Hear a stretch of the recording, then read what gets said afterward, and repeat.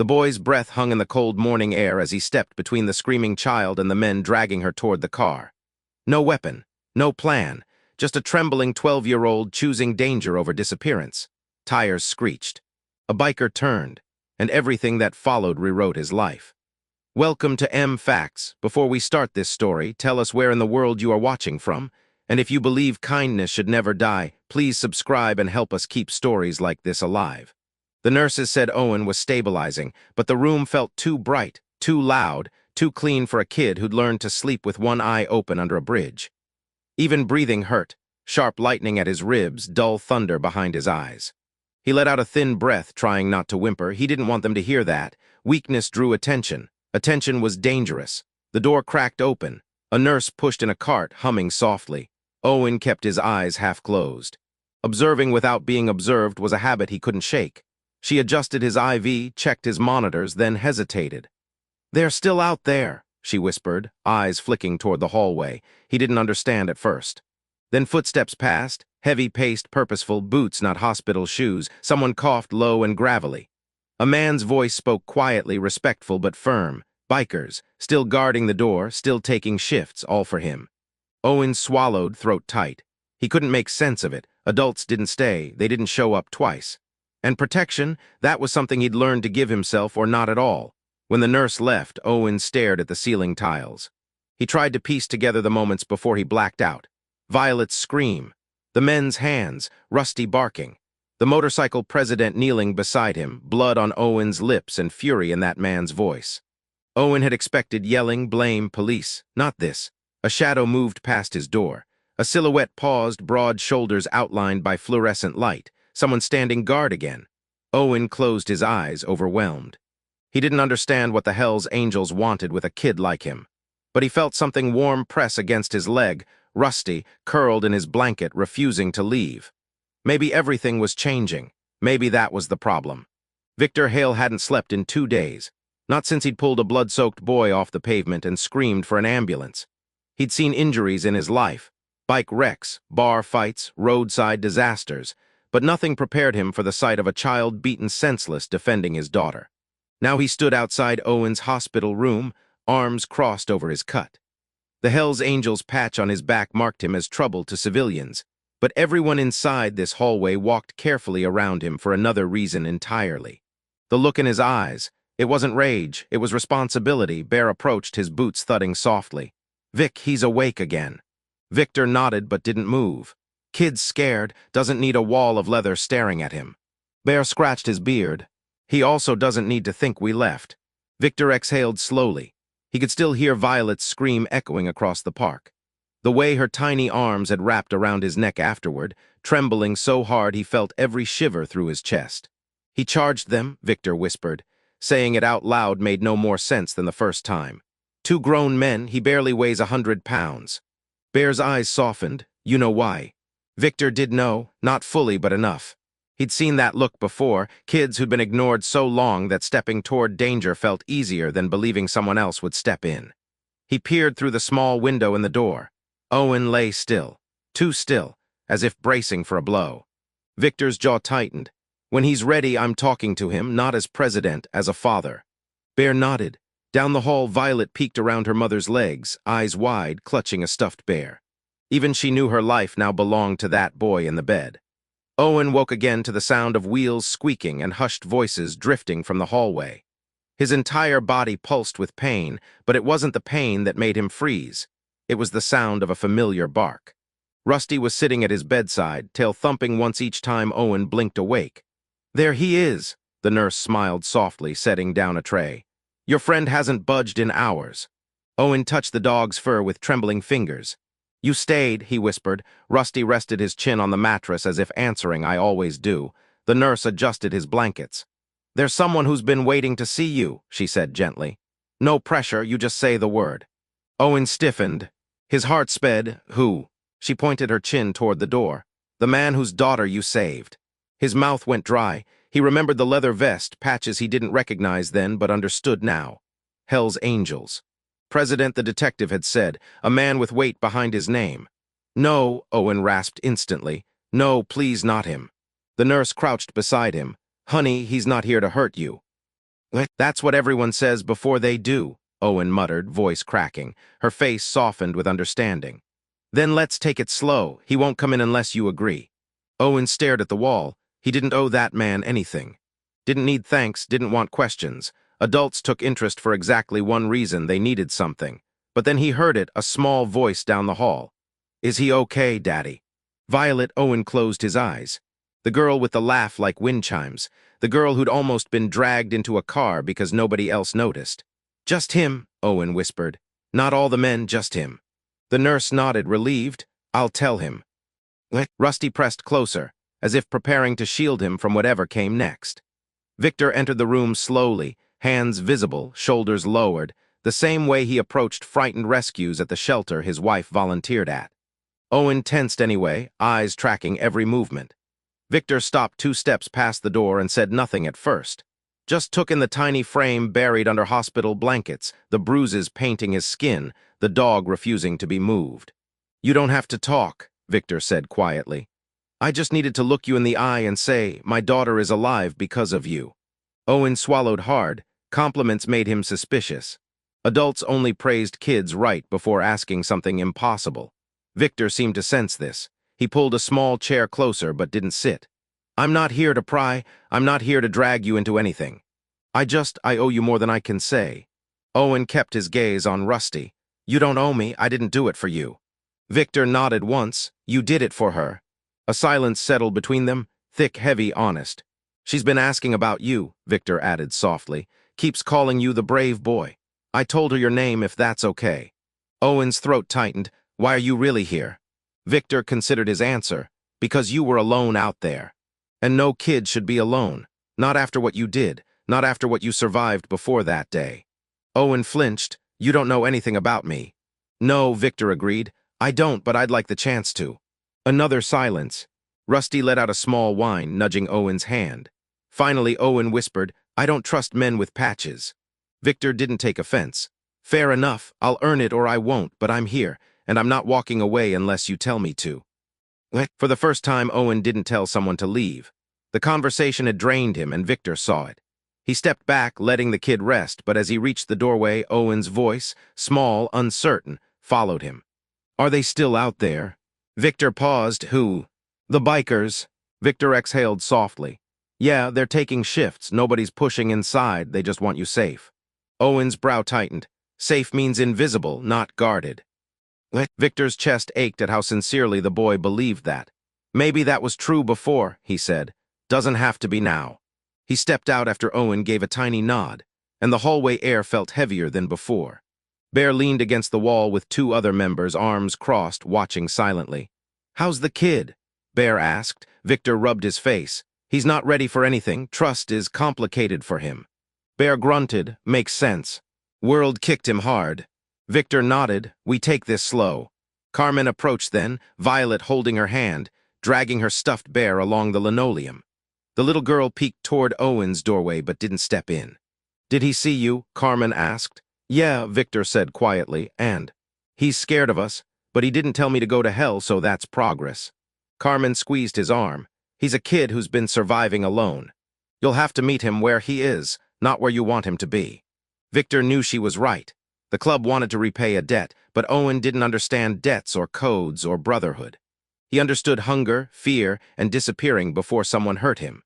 As he walked Violet toward the elevators, Victor glanced back at the small hospital room. For the first time in a long time, someone needed protecting, and it wasn't a member of the club. It was the boy who'd protected them first. Night settled over the hospital like a blanket pulled too tight. The hallway lights dimmed, footsteps softened, and the world shrank to the quiet beeping of Owen's monitors and the slow rise of Rusty's breathing beside him. Owen shifted slightly, wincing as his ribs protested. Sleep wouldn't come. Too many memories pressed against the inside of his skull, some from yesterday, others from the months before. The bridge, the cold, the fear of footsteps approaching in the dark. His mother's last days, blurry and quiet and full of confusion. A soft knock tapped the doorframe. It was Victor this time.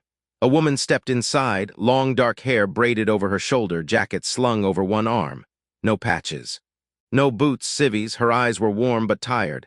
Mind if I sit? She asked. Owen hesitated. Who are you? Carmen Hale, she said softly. Violet's mom. Owen blinked. He wasn't sure what he expected, but it wasn't someone who moved with slow gentleness, as if approaching a skittish animal. "You don't have to talk," she added, settling into the chair. "I just wanted to say thank you.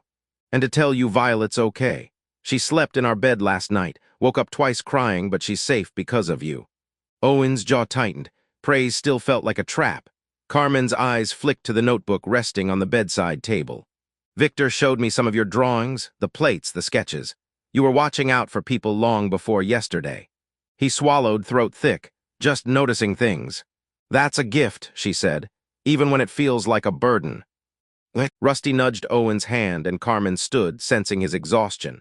"We'll be nearby, not hovering, not pushing, just here." As she left, Owen felt something he hadn't felt in months. The quiet didn't feel as empty. The next morning, Detective Cortez returned. His knock was brisk, official, but he stepped in with careful eyes, the way people did when entering a chapel. He carried a folder under his arm and a coffee he clearly regretted drinking. "How we doing today, champ?" he asked gently. Owen shrugged, trying not to jostle his ribs. Rusty stared at the detective with unblinking suspicion. Cortez sat, flipping open his folder. "I'm gonna keep this short. We identified the men who grabbed Violet. They're part of a small trafficking ring we've been tracking for months. Real slime." Owen looked down, his stomach twisted. He didn't want details, didn't want to picture what they'd planned. "They're on the run," Cortez continued, "but they won't get far. We've got federal help now. Your notebook was a huge piece of the puzzle." Owen's eyes snapped up, panic flaring. "You read it?" "Just the parts you let the world see," the detective said. "Kid, the way you documented things, you caught patterns we missed." Owen didn't know whether to feel proud or terrified. Cortez leaned forward. "Look, I know you're not ready for big decisions, but the Hell's Angels, Victor's chapter, aren't letting anything happen to you. They've made that very clear." "I don't want trouble," Owen whispered. "Neither do they," Cortez said. "Despite what people think, Victor runs a tight, lawful crew. They step in when the system lags, but they're not out breaking laws to do it." Owen wasn't convinced. Adults always had angles. Cortez closed the folder.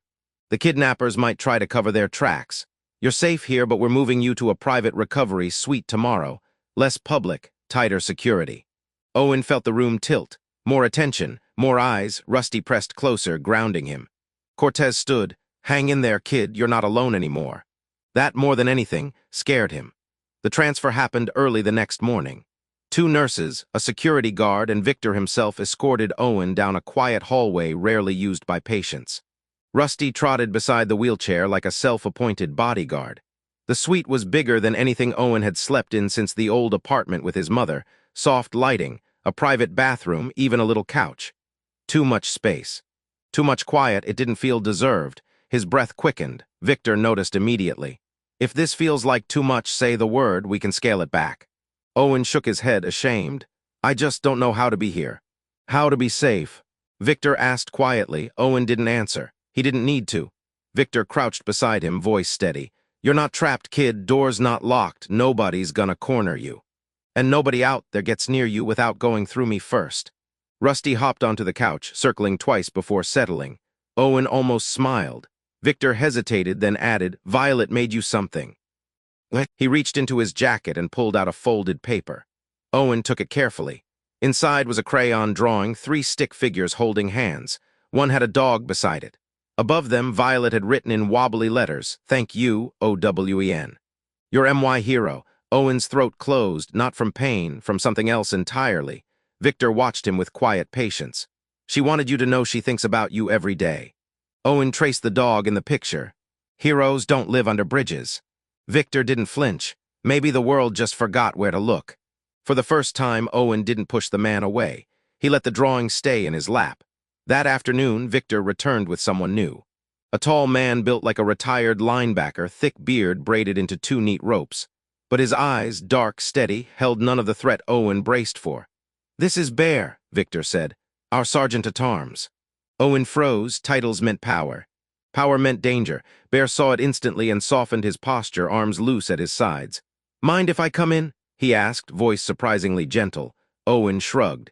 Bear stepped inside, pulling a small package from his pocket. "Got something for you. Found it at the park after everything happened." He handed over a keychain, cheap, scratched, shaped like a little copper star. Owen sucked in a breath. It had fallen from his pocket during the fight. I figured it mattered, Bear said. Owen nodded, unable to speak. It was the last thing his mother had given him. Bear shifted, clearing his throat.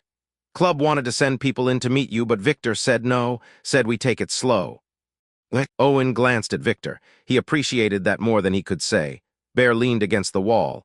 I'm not here to scare you, kid. I just want you to know something. He paused. What you did, that took more guts than most grown men have. You bought that little girl a lifetime. Owen shook his head. I just ran. Bear smiled faintly. Yeah, toward danger, not away. Silence settled again, calm, not tense. Bear pushed off the wall. We're not here to own you. Not here to drag you into club business. We just protect our own. And you're part of that now, if you want to be. Owen looked away. He didn't know what he wanted. But for once, someone wasn't demanding an answer. Owen slept deeper that night than he had in months. No distant sirens. No cold concrete beneath him. No need to wake every hour to make sure no one was creeping close. Just Rusty curled against his hip and the faint hum of air conditioning. But morning came with a tremor in his chest, the fear of being forgotten again. Good things never lasted. A soft knock interrupted that thought. This time it wasn't Victor or Carmen or Bear. It was Violet. She peeked around the doorframe, her curls bouncing as she whispered, Is it okay if I come in? Owen stared, unsure. Kids were unpredictable, kids saw too much. But she stepped forward anyway, clutching a lunchbox covered in stickers. Mom said you can't eat big kid food yet, but I brought you the gummies from my lunch. They're my favorite. She set them on his tray with the seriousness of a doctor delivering medicine. Rusty wagged his tail and Violet giggled softly. Hi, puppy. Owen cleared his throat. You don't have to give me anything. I wanted to, she said simply. You saved me. He looked away, cheeks warming. I didn't do it right, I got messed up. Violet blinked, but I'm here. Kids, so simple, so painfully right. She climbed onto the chair beside him, swinging her legs. Daddy says you see things other people don't, like a superhero.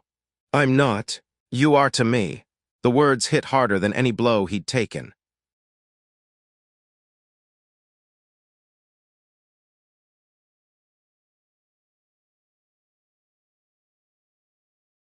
Carmen soon appeared to escort her out, but before leaving, Violet whispered, When you get better, can we feed ducks together? Owen hesitated, then nodded. As they left, the room felt lighter, and Owen realized something terrifying. He wanted to get better now. By the third morning in the private suite, the doctors were cautiously optimistic. Owen's swelling had gone down, his pupils reacted evenly, and he could sit up for short stretches without the room spinning. But a new problem emerged when he hadn't expected. The world felt too close. Every footstep in the hallway made him flinch. Every door closing sent tension through his shoulders. Whenever someone entered the room, even gently, even kindly, Owen instinctively braced. Victor noticed it first. He stopped at the doorway, hands raised. You good with me coming in? That question alone made Owen's stomach twist. Adults never asked permission. Yeah, he muttered. Victor stepped inside, leaving the door half open. Doctor says you're healing faster than expected. Tough kid. Owen shrugged, wincing. Didn't feel tough. That's usually when tough shows up, Victor replied. He set something on the table, a phone charger still in its package. Figured you might need one eventually. Owen blinked. I don't have a phone. Victor's expression softened. You will. Owen looked down, uneasy. Gifts meant expectations. Expectations led to punishment when they weren't met. Victor read the fear instantly. Hey, he said quietly, lowering his voice. Nobody's buying you off. You don't owe me or the club a damn thing. We help because it's right. That's it. Rusty lifted his head, watching the exchange. Victor pulled a folded paper from his pocket. Also, Detective Cortez wanted you to have this. He handed it over. It was a printed photo, two blurry men running toward a car. The kidnappers. Owen's chest tightened. Victor knelt beside him. They're being hunted, he said calmly. Not by us, by law. You started something that's going to save other kids, too. Owen traced the outline of the men's figures. For once, he felt more angry than afraid. Pain management improved by midday, but emotional management was another beast entirely. Owen drifted between moments of clarity and long stretches of silence where he retreated inward, sorting through thoughts he didn't have words for. Carmen arrived alone, carrying a small grocery bag. She smiled softly. Don't worry, no big presents, just some things you might need. From the bag, she pulled out simple items, Clean socks, travel-sized shampoo, a notebook, 2 pens. Things people took for granted. Things Owen hadn't owned all at once in months. He swallowed hard. Why are you doing all this? Carmen sat on the couch, elbows on her knees. Because if my daughter were out there alone, hungry, scared, I would pray someone cared enough to notice. You noticed her, so now we notice you. Owen stared at the floor. People don't stick around. Some don't, she agreed. Some do, but you get to decide who earns a place in your life. Owen wasn't sure he believed that, but he didn't argue. Carmen changed the subject gently. Violet's drawing from yesterday, she taped it on our fridge, says you're her friend now. Friend, the word felt foreign, heavy, dangerous. Rusty nudged Carmen's hand and she chuckled, scratching behind his ears. This one's loyal, huh? Owen nodded. He stayed with me even when I didn't have food. Well, Carmen said, standing, that makes 2 loyal souls watching over you now. Owen looked up sharply. I'm not part of your family. Carmen paused at the door. Family isn't a title, Owen, it's behavior. The door closed softly behind her, leaving the words echoing in a place he didn't know how to fill. Later that evening, Bear returned, but not as a biker, not as a sergeant, not as someone with a patch that made Owen tense. He came wearing jeans, a plain t-shirt, and an awkward smile. Hope I'm not interrupting, he muttered. Owen shook his head. Bear held a small box of takeout. Brought dinner for Rusty, vet-approved stuff. Dog deserves better than cafeteria scraps. Rusty's ears perked. Owen almost laughed. Bear sat on the couch, giving Owen plenty of space. Had a question for you, he said. Just one, and you don't have to answer if you don't want. Owen tensed. What? When you ran toward those men, what made you move? Fear makes people freeze, makes M run, but you went forward. Owen hesitated. He rarely explained himself because explanations never mattered. I heard her, he finally whispered. The sound she made, it was the same sound I used to make. Bear's face changed, not pity but recognition. A man who knew darkness when he heard it. Owen continued, voice thin. I knew nobody would help her in time, so I did. Bear nodded slowly. That's what courage is, kid, doing the thing even when your whole body says don't. Owen shifted, uncomfortable at being seen so clearly. Bear cleared his throat. Anyway, the club, we don't want to overwhelm you. We're figuring out a way to support you without making you feel trapped. Owen frowned. Why would you do that for me? Bear scratched his beard. You bled for one of ours, that's the truth. But also, you remind a lot of us of who we were before someone gave us a hand. Owen's breath caught. He didn't know how to reply. Bear didn't push. He just let the silence sit, solid and safe. The next day brought a surprise Owen hadn't prepared for: schoolwork. A hospital teacher, small, sharp-eyed, and cheerful in a way Owen didn't trust, arrived with a wheeled cart full of worksheets. Just basics, she said. Math, reading, a little writing, nothing heavy. Owen stiffened. School meant eyes watching him, questions he couldn't answer, adults trying to figure out what was wrong with him. Can't I skip it? He mumbled. Victor, who'd arrived minutes earlier, shook his head gently. You're still a kid. You deserve a future. The teacher chimed in, besides, you're smart. Your notebook proves it. Owen's ears burned. That's different. Observing is learning, she said. You're good at it. Owen picked up a pencil, testing its weight. It felt like a promise he wasn't sure he wanted. Rusty rested his head on the bed, watching him start the first worksheet. Math came easy. Patterns made sense. Patterns were safe. The writing prompt, describe a place where you feel secure, sat blank for a long time. He finally wrote 3 words, with my dog. When the teacher stepped out to photocopy something, Owen exhaled shakily. Victor leaned against the wall, arms crossed casually. You did good, Victor said. It's stupid, Owen muttered. No, Victor replied. Stupid is giving up on yourself. Owen looked at him, confused. Why do you care if I learn anything? Victor's expression was steady. Because someday you're gonna leave this hospital, and I want you to walk into a life that isn't just survival. Owen didn't answer. But as he finished another problem, he realized something quietly terrifying. Part of him wanted that too. Evenings became the hardest part of the day. The world slowed, lights dimmed, and the quiet left too much room for memories. Not the sharp ones, but the blurry ones, the kind that whispered you were alone, unwanted, forgotten. That's when Victor started showing up at the same time each night.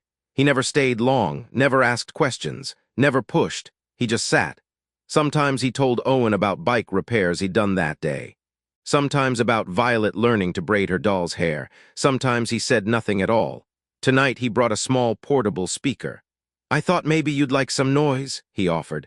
Silence can get loud. Owen hesitated but nodded. Victor scrolled through his phone and chose something soft, old blues, quiet guitar, a gravelly voice humming like gravel under tires.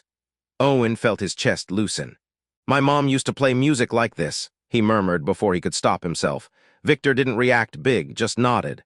Good taste. Rusty shifted closer and Victor reached down to scratch his ears. This one's a soldier, he said. He saved me, Owen said, more than once. Victor looked up, eyes softer than Owen had ever seen. You saved each other. The music filled the room, warm and slow. Owen let his eyes drift half shut. After a long silence, he spoke. What happens when I get out? Victor leaned back. Whatever you want to happen, you choose. We'll help if you want us to. We'll step back if you don't. Owen swallowed. People say stuff like that, but they don't mean it. Victor met his gaze evenly. I don't say things I do mean. For a moment, Owen believed him. Just a moment, but it was more than he'd had in a long time. The next morning, Owen woke to the sound of low voices outside his door, steady, respectful, but unmistakably protective. The Hell's Angels had resumed their rotation. He still didn't understand why, but their presence meant something unfamiliar. Nothing bad would happen without someone noticing first. Rusty stretched beside him, yawning loudly. Owen let his hand rest on the dog's back, grounding himself. A soft knock. Victor stepped in, holding 2 cups, one steaming lightly. Brought you something, he said. Just warm broth, doctor approved. Owen blinked at the second cup. What's the other one? Victor gave a half smile. Coffee, strictly for me unless you want to bounce off the walls. Owen actually huffed a tiny laugh. Victor settled into the chair. Cortez called this morning. They found the sedan abandoned outside state lines. Traffickers ditched it, DNA being processed. Owen tensed. They're still out there. Yes, Victor admitted. But they're running scared, and you're not alone. They won't get near you. Owen didn't respond. Victor leaned forward slightly. I know this is a lot. I know we're a lot. The patches, the boots, the noise, we look like trouble, but most of us, we've been the kid nobody helped. We see you because we were you. Owen's eyes drifted to the window. I don't know how to trust people. You don't have to, Victor said. Not today, not tomorrow. Trust isn't a switch, it's a slow build. Rusty barked once, as if agreeing. Victor stood to leave, pausing at the door. We'll be around, you set the pace. When he left, Owen let out a breath he didn't realize he'd been holding. Slow build, he could maybe try that, maybe. Later that afternoon, Carmen returned, not with gifts, not with questions, but with a small portable table and a deck of cards. Thought you might want a break from worksheets, she said, clearing a space at the foot of the bed. Owen frowned. What's that for? A game, Carmen replied. Something simple, something where no one loses too badly. She shuffled the cards cleanly, expertly. Owen watched the movement of her hands, smooth, quiet, unhurried. Nothing about her felt like a trap. I can't play, he muttered. I don't know how. Perfect, she said. Then you'll learn. The game was called War, and it required no strategy, just flipping cards. Owen hesitated with each draw, as if expecting punishment for getting something wrong, but Carmen just smiled. There you go, she whispered. Nothing to worry about. After a few rounds, Owen relaxed enough to ask, Why are you being so nice to me? Carmen didn't answer immediately. She let the question sit, real and heavy. Then she said, Because someone once showed my husband kindness when he didn't think he deserved it. It changed his whole life. We try to pass that forward. Owen stared at the red 6 in his hands. But I'm nobody. You're a kid who protected another kid, she replied gently. That makes you somebody in our world. Rusty nudged her arm and she laughed softly, rubbing his head. And he certainly thinks you're important. Owen looked away, throat tightening. I don't know how to let people help. That's okay, she said. We're not here to fix you, we're here to stand with you. The simplicity of it rattled him. No demands, no strings, just presence. When Carmen finally collected the cards, the room felt warmer than before. That evening, a storm rolled in, gray sky pressing low against the windows, thunder grumbling like a restless engine. Rain streaked the glass, rhythmic and oddly comforting. Owen pushed himself upright, wincing but refusing help from the nurse. His injuries still ached, but he was learning the difference between pain that stopped him and pain he could carry. As night settled, Bear appeared again, wet from the rain, jacket dripping but calmer than usual. Storm's bad, he said. Figured I'd check on you. Owen rubbed Rusty's head. We're okay. Bear looked out the window. Thunder make you nervous. Owen shook his head. No, reminds me of motorcycles. Bear grinned. Good answer. He set a small wrapped sandwich on the counter. For tomorrow, Carmen said you'd be cleared for soft foods. Owen nodded. He was still learning how to accept kindness without shrinking from it. After a moment, Bear spoke more quietly. You ever talk to anyone about your mom? Owen's breath caught. No. Bear didn't push. I lost mine when I was 12. Different circumstances, same hole. Took me a while to let people get close again. Owen's fingers curled around his blanket. Bear continued, voice steady. Doesn't matter how tough you look, losing someone rips pieces out of you. Takes time to fill anything back in. Owen whispered, what if it never fills? Then you build around it, Bear said, piece by piece. The thunder cracked loudly outside and Rusty pressed closer to Owen's hip. Bear didn't flinch. You're doing better than you think, kid, he added. Healing ain't about pretending you're fine, it's about saying I'm still here. And you are. Owen didn't answer, but for once he believed it might be true. The nurses noticed the change before Owen did. He was sleeping through most of the night, eating more, answering questions with more than one-word replies. Even small things, like brushing his teeth without being asked or picking up the notebook Carmen brought, signaled something shifting inside him. Detective Cortez showed up mid-morning with updates. We tracked one suspect across state lines, he said, working with local authorities now. Owen stiffened. Are they coming here? No, Cortez said firmly. You're safe. But we want you aware of what's happening. Victor entered then, nodding politely to the detective before turning to Owen. We're arranging additional security around the hospital. Not club guys, licensed professionals, discreet. You won't even see most of them. Owen frowned. Why? Victor exchanged a glance with Cortez. The detective answered first. Because the men who grabbed Violet don't know what you saw, they might assume you can identify them. Owen's pulse quickened. Rusty barked softly as if sensing the tension. Victor knelt beside the bed. Listen to me. No one is getting near you, not while you're in here, not when you're out. The club won't allow it. But I'm not, Owen struggled. I'm not part of your club. Victor's expression didn't waver. Doesn't matter. You protected my family. That makes you someone we look after. Owen's eyes burned. I don't want to cause problems for you. Victor shook his head. Kid, protecting people isn't a problem. It's what we do. Cortez stood. The law and the club are aligned on this. Rare combination. You've got an army behind you. Owen glanced at the drawing taped to the wall. Violet stick figures holding hands. Army, he'd never had so much as one person before. The idea felt unreal, fragile, but good. Later that day, Carmen and Violet visited together. Violet scurried in first, proudly holding a plastic container. I made muffins. She announced. Well, Mom made them and I stirred. Carmen laughed. They're blueberry. Doctor said you can have a tiny piece if you chew slowly. Violet placed the container beside his bed, with care usually reserved for priceless artifacts. Then she climbed onto the chair, legs swinging just as before. You look less pale, she declared. Owen shrugged. Maybe. Rusty greeted her with a wagging tail, and she giggled, scratching behind his ears. Carmen watched the interaction quietly before asking, How are you feeling today? Owen considered lying, saying fine was easier, safer, but the truth slipped out. I don't know, better, worse, both. That's normal, Carmen said. Healing isn't a straight line. Violet leaned forward. My dad says you're brave. Owen shook his head. I was just scared. That's when people are brave, she replied matter-of-factly. Carmen smiled at her daughter's simplicity. She's not wrong. Owen looked at the muffins, then at Violet. Thank you for these. Her grin widened. Can I take Rusty for a walk in the hallway? Owen stiffened instinctively, but Violet added quickly, You can come too, in the wheelchair. It felt like a test, a small step into the world again. Owen nodded slowly. Okay. Carmen wheeled him out while Violet held Rusty's leash proudly. The hallway felt big, loud, but not dangerous, not with them beside him. For the first time, Owen wasn't being moved from place to place. He was choosing to go. The hallway walk was supposed to last a minute, 2 laps at most. But Violet kept stopping to show Owen things he never cared about before. A fish tank near the nurse's station, a vending machine with a stuck candy bar, a window overlooking the parking lot where rain puddles formed little mirrors. Rusty trotted proudly at her side, leash loose, glancing back often as if checking Owen's pace. Carmen pushed the wheelchair slowly. You're doing great, she murmured. Owen wasn't sure. His chest felt tight, not from pain, something else, like he was stepping into a world he had no right entering. At the end of the hallway, they found Victor speaking quietly with a doctor. When he saw them, his expression softened.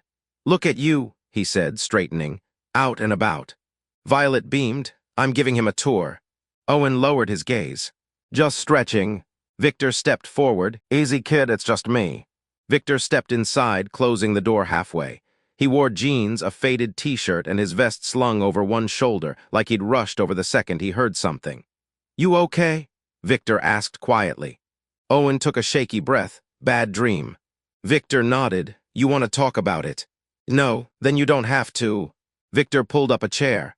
Rusty curled at Owen's feet, anchoring him. After a moment, Victor said, "When I was a kid, after my old man got locked up, I used to wake up every night thinking he was standing in my doorway." He rubbed his jaw. "Trauma leaves echoes, doesn't mean they're real." Owen stared at him. "Does it ever stop?" Victor considered. "Not completely, but it gets quieter, especially when you're around people who have your back." Owen swallowed. "Why are you here so late?" "Because Bear called," Victor admitted. "He could hear you from down the hall." Owen stiffened, embarrassed. Victor leaned in. "Hey, that's not weakness. That's your brain trying to heal the only way it knows." Silence settled between them, gentle this time. Owen finally whispered, "Can you stay for a little?" Victor didn't hesitate. "As long as you need." This time, Owen fell asleep sitting up, not alone. Morning came with pale sunlight spilling across the floor, and for once, Owen didn't wake afraid. Victor had left some time before dawn, leaving a folded note on the bedside table. "I'm proud of how hard you're fighting. V." Owen stared at the short message for a long time. No adult had ever written something like that for him. Not his mother, not when she was sick, not foster parents, not teachers. It felt strange, heavy. Around noon, Cortez arrived again, wearing a concerned expression. "We got an update," he said, taking a seat. One of the suspects turned himself in. Owen blinked. "Why?" "Pressure," Cortez said simply. "Between state patrol, federal attention, and, well, several hundred bikers making it known they won't tolerate harm to a child." He folded. Owen's chest tightened. "Is Violet safe now?" "She's safer every day," Cortez assured him. And this guy confirmed something important. They weren't after money. They'd been scouting kids for weeks. Violet was a target because she was predictable. Same park, same time. Owen felt sick. His instincts had been right, too right. Cortez leaned forward. "The guy also said something else. You messed up their whole operation." They didn't expect anyone, especially a kid, to intervene. Owen didn't feel brave hearing that. He felt small, scared. Cortez softened. "You stopped something much bigger than you realized." The detective stood to leave, but paused. "We might need you to give a formal statement later." "Not now, when you're ready." Owen stared at the blankets. "I don't know if I can." Cortez nodded. "Then we take it slow."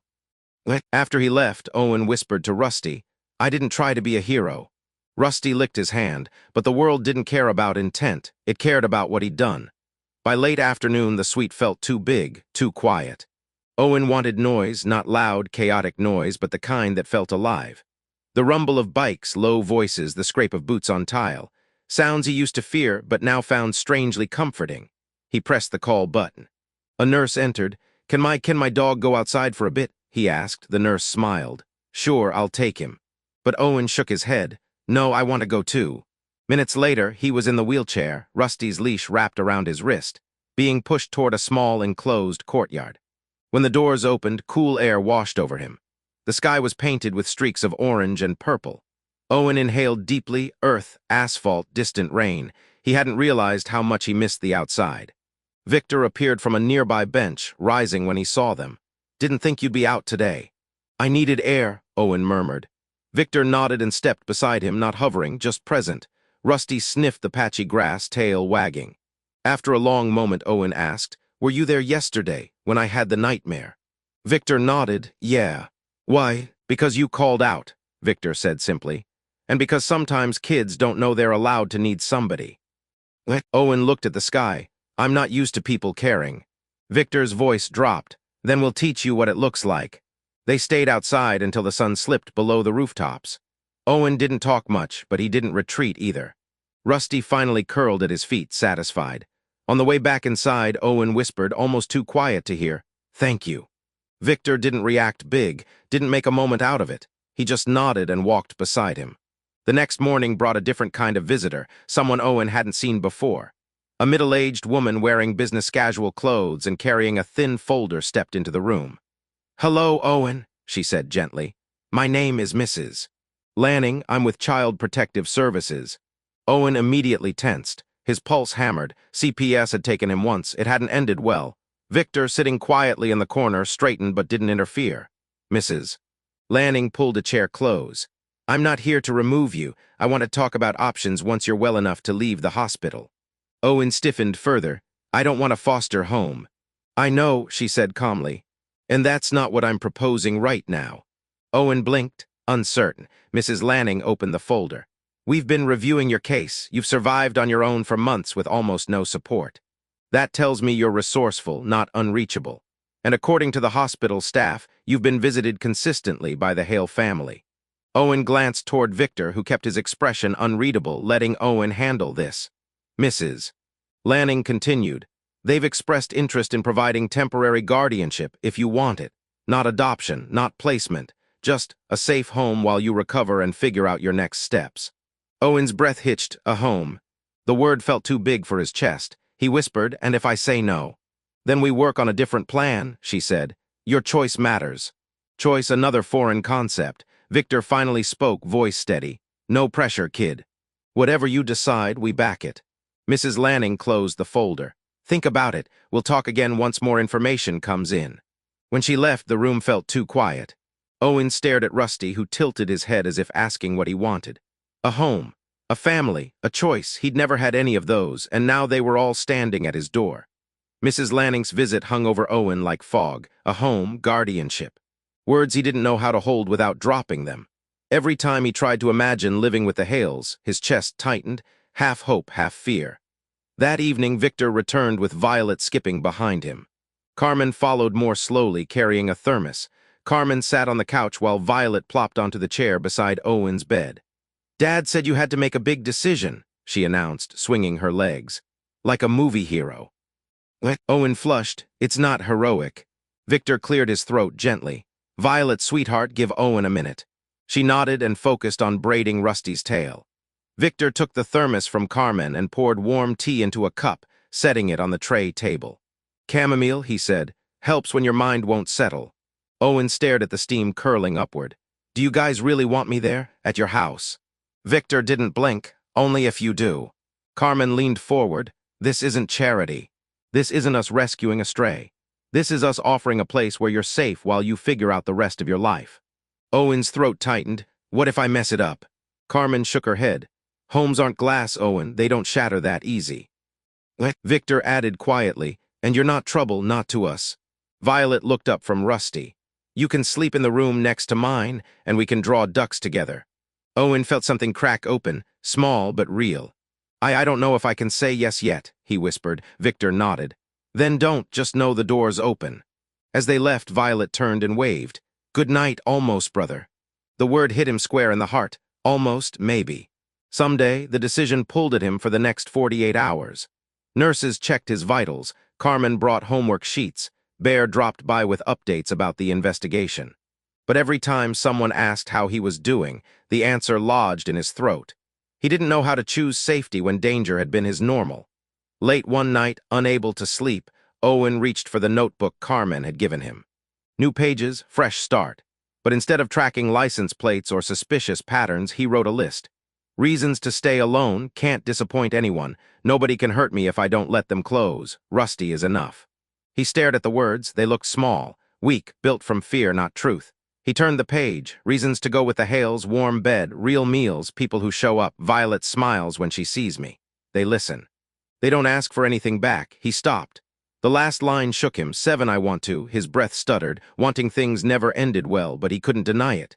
The door opened softly. Victor stepped in, noticing the notebook in Owen's hands. "Couldn't sleep?" he asked. Owen didn't answer. Instead, he asked, "If I stayed with you, what would happen if I messed up, if I got scared, if I wanted to leave?"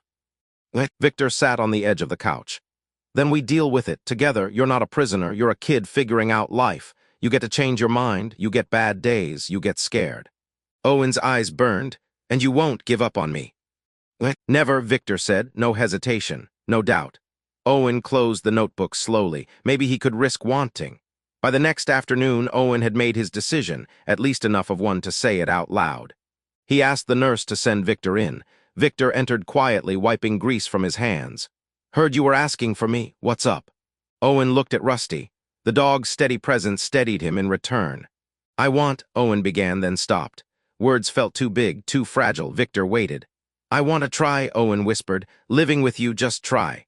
Victor exhaled slowly, like he'd been holding his breath for days. "Okay," he said gently. "That's all we ask." Owen swallowed. "But only if Rusty comes too. I'm not going without him." Victor smiled. "He's part of the deal." Owen let out a shaky breath. Relief, fear, both. Victor sat. "We'll set it up with CPS. Might take a little paperwork, but you're coming home with us when the doctors clear you." Home, the word trembled in Owen's chest like a new baby bird. Small, unsteady, alive. That evening, Carmen brought fresh clothes, a soft hoodie, sweatpants, socks with tiny stripes. "These are for when you're discharged," she said. "No rush." Violet colored in the corner, humming. She'd drawn Rusty wearing a superhero cape. Owen watched them, unsure how to place himself in this picture. But when Carmen handed him the folded hoodie, he pressed the fabric to his face. It smelled like laundry soap, like warmth, like belonging. "I'm scared," Owen admitted quietly.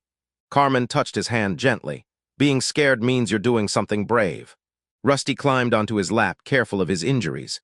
Owen whispered, "Okay, I'll try." And this time he meant it. Owen's recovery advanced faster once the decision was made. He stood with support. He walked short distances without the wheelchair. He laughed twice, quietly, unexpectedly. Even the medical staff noticed the shift. "Being wanted looks good on you," the nurse teased softly. Owen blushed. The day before his planned discharge, Cortez arrived once more, serious, focused. "You're almost out of here," he said. "How's that feel?" Owen hesitated. "Strange." "Good strange or bad strange?" "Both," Owen admitted. Cortez nodded. "Makes sense." He pulled out a small badge-shaped sticker and handed it over. "This is from Violet," he said. "She said you should have it for bravery." The sticker was cheap and shiny, gold foil with the word hero across it. Owen stared at it. "I'm not." Cortez raised a hand. "Don't argue with a 6-year-old, you'll lose." Owen actually smiled. Then Cortez grew serious. "The men who hurt you are in custody now. All of them. They won't be showing their faces again." Relief hit hard enough to make Owen sag against the pillows. "You did good, kid," Cortez said. "You gave us what we needed to stop them. You probably saved more kids than you know." Owen's eyes stung. "I didn't mean to be important." "Most important people don't," Cortez replied. As the detective left, Victor walked in carrying a duffel bag. "Packing early?" Owen asked. Victor shrugged, "Just eager to get you home." Home, the word no longer scared him the way it had. Now it felt like something he could reach for. Discharge day arrived with crisp sunlight streaming through the blinds. Owen sat on the edge of the bed wearing the new hoodie Carmen brought.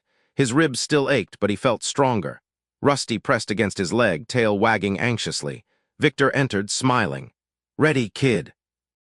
Owen nodded, though his heart thudded hard. "I think so." Carmen and Violet arrived moments later. Violet held a handmade sign that read, "Welcome home, Owen and Rusty." She waved it proudly. Carmen completed paperwork while Victor helped Owen into a wheelchair for the final hospital stretch. Nurses lined the hall, smiling. "You take care of yourself."